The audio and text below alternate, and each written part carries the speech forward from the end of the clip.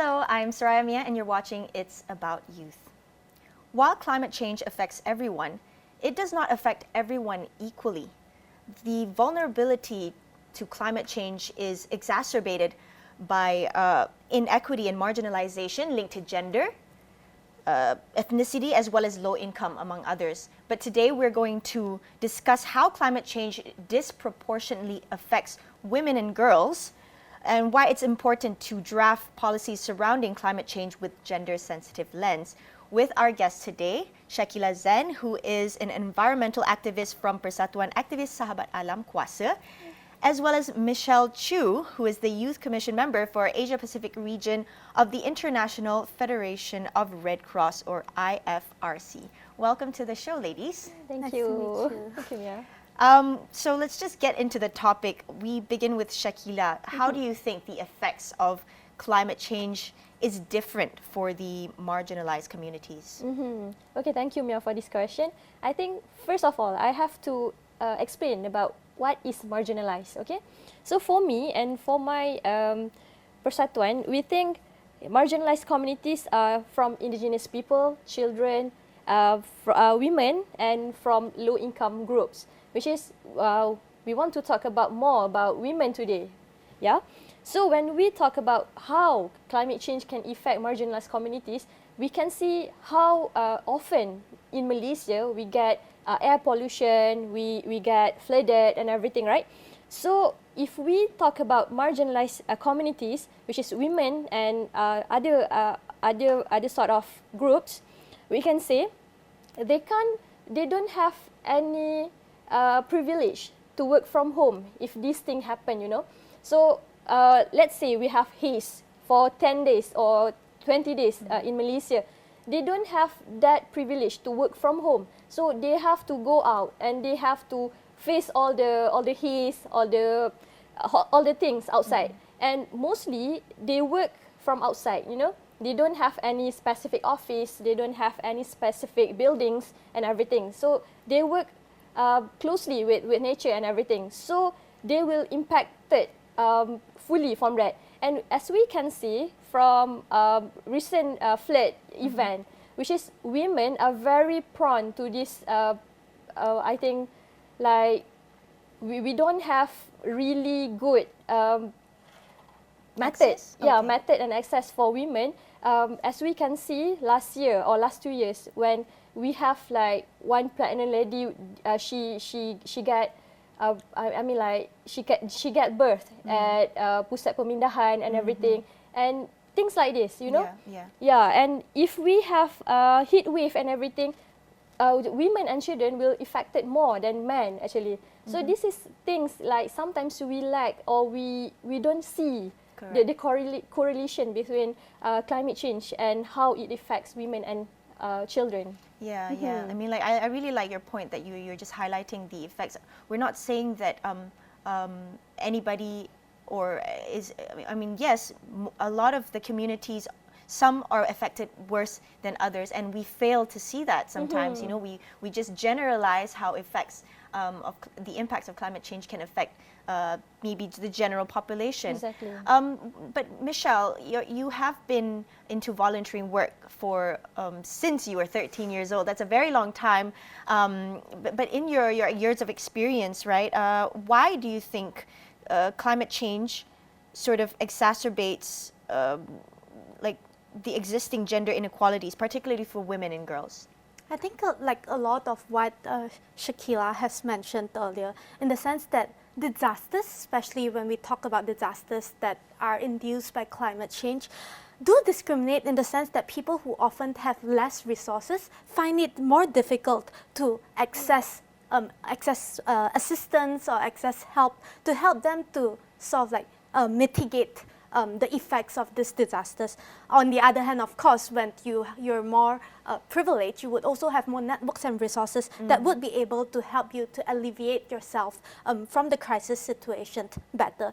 I believe there's a study in Malaysia previously that actually mentioned that women are actually more important more impacted, in terms of financial shock due to the low participation in the workforce as well as the growing wage disparity, unfortunately. And that's an example of how and why, for example, women might be more impacted when it comes to disasters when it comes to climate-induced crisis or impacts, right? So as what was mentioned earlier as well, there are a lot of other factors in terms of high levels of poverty and women who might live in, for example, more rural areas like in Orang Asli settlements, where they might find it really difficult to actually access or adapt to the impacts of climate change. And often we also know that women in households wear multiple hats. They are the cook, they are the caretakers, they are the chauffeurs. And therefore, when a crisis lands on these families, it actually increases their vulnerabilities due to the fact that they already have so many responsibilities to take care of while still having to deal and respond to the crisis and disaster. And therefore, I think from the Red Cross and Red Crescent point of view, we do believe that yes, disasters affect everyone, but it do affect certain community more heavily, and its effects is really inequitable. Yeah, that definitely brings us to the point where it's very important to structure policies and also assistance and aid more targeted to all different communities in a different way, right? But we will talk more about that later. I want to get Shakila's thoughts about you know, the cultural norms and the societal sort of roles that influences the women's vulnerability to climate change impacts. What do you think? Okay, I think the cultural and societal norms like very impacted women in climate change, because first do you even heard about dream gap? Dream gap? Dream gap, yeah. We have dream gap, which is girls age 5 years old, they don't believe they can achieve everything. If they once they think they can be a prime minister, by the age of 5, girls will think they can't be a prime minister because lack of education, lack of opportunities, funding and everything. But boys, they will thrive after 5 years, 7 years, 10 years old, and up until to university. Everyone will cater boys instead of girls. So it's like a norm, and we call it as a dream gap, because women or girls, we learn to stop our dream, or we just think, oh, this is too much for me because I'm just a girl. I can't do this and things, yeah. And because of that, not many girls or not many women go into politics, go into some sort of important job. I mean, like every job is important, but like politician, which you can amend laws and everything. So we don't have much participation from women or girls from that area, and the norm being and mostly our cultural thing, women should just be at home to cook and to take care of their children and everything, right? But can you imagine if we have to cook something, but we never know about the origin of the fruits, we don't know about the origin of the leaves and everything. It's very important for women to know about the origin of all things we cook, basically, because we want to feed people, right? We should know where is the origin, how to grow them and everything. But for culturally, even in indigenous communities, some indigenous communities, women are not encouraged to go for hunt and everything. They don't even encourage to go to look at weather and everything. So the boys, if some of Orang Asli communities, the boys or the men, if they look at the sky, oh, this going to be rain, or is this going to be flood and everything. But when we ask the women, they don't have that ability, or they don't have that knowledge, because they don't often go out from their home. Yeah. That's a very interesting point of view when you bring out, you know, indigenous community, because KUASA works closely with a lot of indigenous communities within Malaysia, and I think when we connect the indigenous communities to climate change and how they are you know, because most of them, they settle and they thrive within the forest and the natural reserves, right? There's a lot of work that I think Malaysians and also policymakers should involve them into discussions of tackling climate change, right? Now back to sort of the topic that we were discussing earlier. I want to get Michelle's maybe views on the examples of case studies where women and girls are disproportionately affected by climate change within Malaysia. I'll be very, very honest here. There's actually not enough data yet on, I would say, the gender disaggregated difference between, for example, gender differences in terms of the impacts of climate change to the community. And that might be part of the problem already, access to knowledge, both from the sense of policymakers, but also are we doing enough to really try to determine what the root of the problem is and try to then intervene with necessary measures. I did manage to follow up with sort of like the recent climate or the recent environment in Malaysia, in the sense that there have been some work done, especially in East Malaysia actually, where they actually found out that the impacts of climate change is actually also increasing women's and girls' vulnerability to gender-based violence. This happens because of, as what I mentioned earlier, usually women takes on a lot of household roles while sometimes still being the breadwinner alongside their partners, or even to being the sole breadwinner of their families.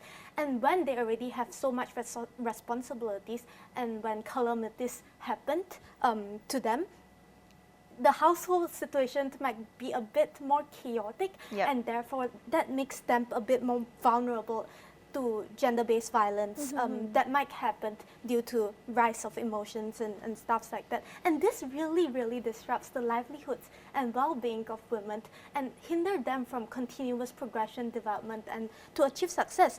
And this, I think, is actually a very, very big issue that I feel like we need to do more work from our end, whether it's from government agencies, whether it's from civil society organizations or thematic experts, to really maybe conduct researches or surveys to find out how climate change disproportionately impact different groups, whether it's gender-based, whether it's sort of like economic background-based, etc.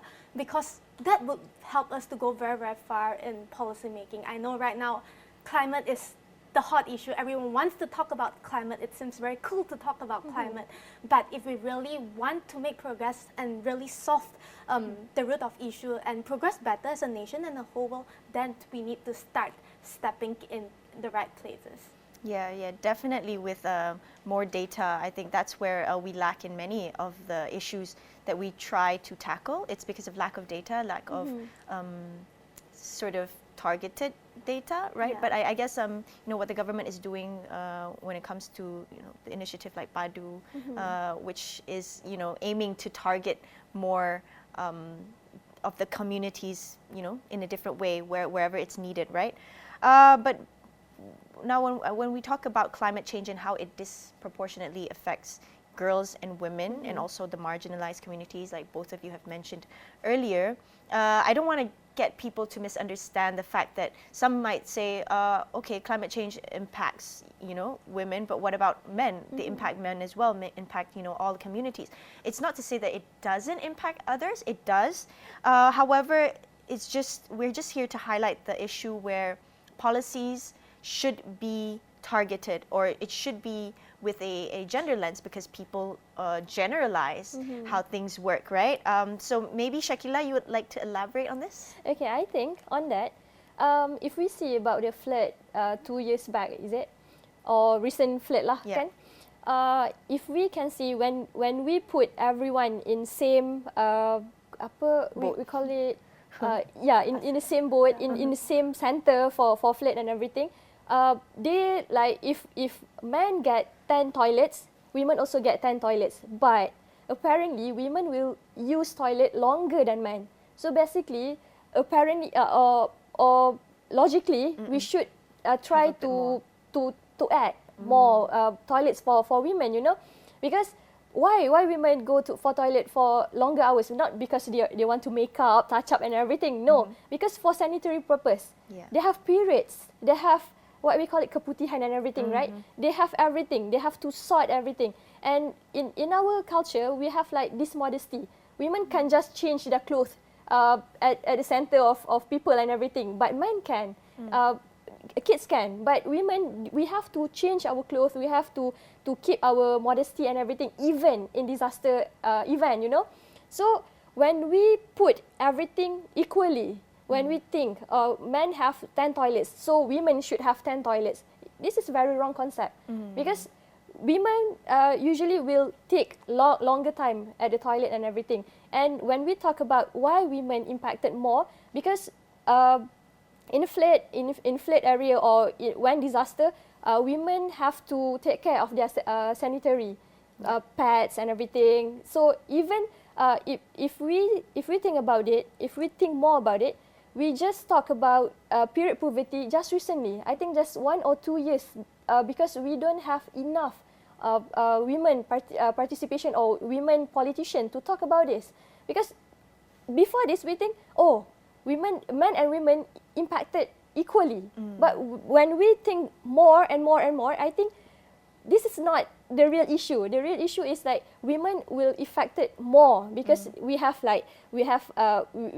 to take care of our reproductive system and everything. Not I'm not talking like men, they don't take care of their reproductive system and everything, but they have less hustle than a woman. Women carries more responsibility.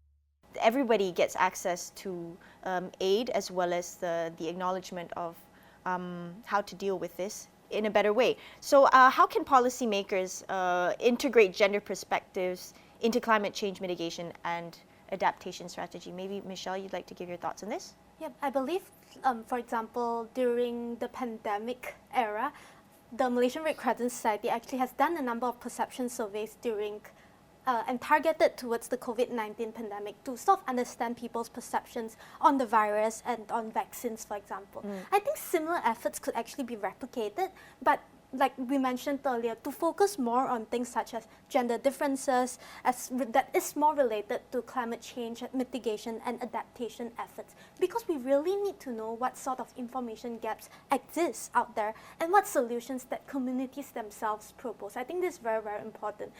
Oftentimes, as policymakers, we use our lens or like we use our perception to imply or like to sort of like think of what they would be feeling or thinking, but we don't involve the communities themselves enough in the conversation. I think this really needs to be done through like a pragmatic process in terms of partnerships with what I've mentioned earlier as well. All sectors, be it local experts, academia even, and the government sector, so that we can reach out to targeted community in the best way possible and have a dialogue with them in terms of what they really need and what they actually propose would work for them, instead of just us going in and applying solutions that we think would work for them from other places, but it might not be suitable to their context. Yeah, absolutely. This has been mentioned many times actually, but I guess it's very important to involve those affected into the table of discussion. Maybe Shakila, you'd like to add on to this? How about initially we were talking about the indigenous communities. How do we empower these communities, women and girls, as well as the younger generations, the youth, to be more involved in things like policy making? I think I have to echo what Michelle said, because usually the policymakers think they know everything without consulting these communities, these marginalized communities, And the template, like, okay, we give you and you just do it. But it's not like that. Usually it's not like that. Women from indigenous communities and girls from indigenous communities are very brilliant actually. And they're even in universities now. They're even in higher positions now. But they're still taken as second class citizen and everything, because you never sit down with them, you never talk with them, you never know their struggle and everything. So I think we have to bridge, we have to close the gap, and we have to sit and talk about this thing. And as Michelle said, sometimes we have to have a very, very honest dialogue with them, so that we know how they can involve with policy makers and everything.